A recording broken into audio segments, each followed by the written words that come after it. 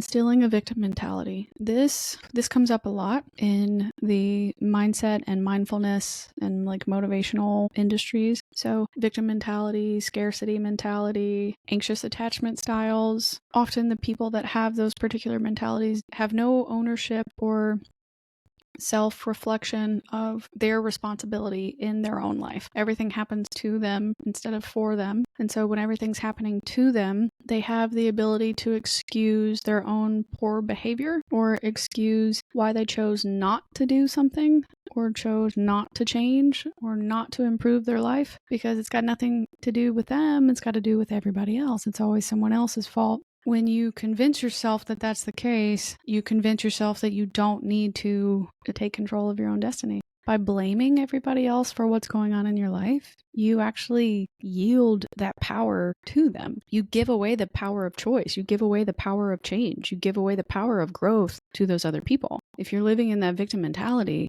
you're waiting on those external factors to tell you when you can grow, because it's only when they stop coming for you, coming to attack you, that you can then finally grow. But you never will, because you are always going to be perceiving the world as attacking you.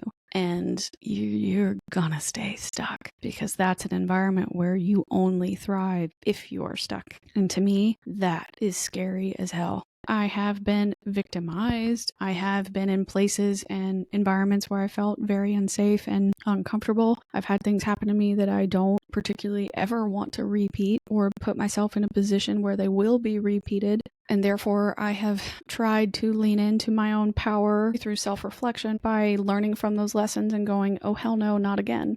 Never again, and making sure that I don't let that happen. If you're dealing with a victim mentality, you've got to find a way to switch that mindset from it's happening to me to it's happening for me. I would practice for me statements. When you start, getting convinced that something's coming after you, go, all right, what lesson am I supposed to learn from this particular action or this particular event? And how do I flip that to what kind of building block is being created here? It's an obstacle, yes, but what kind of building block is now in front of me that I can use to my own advantage?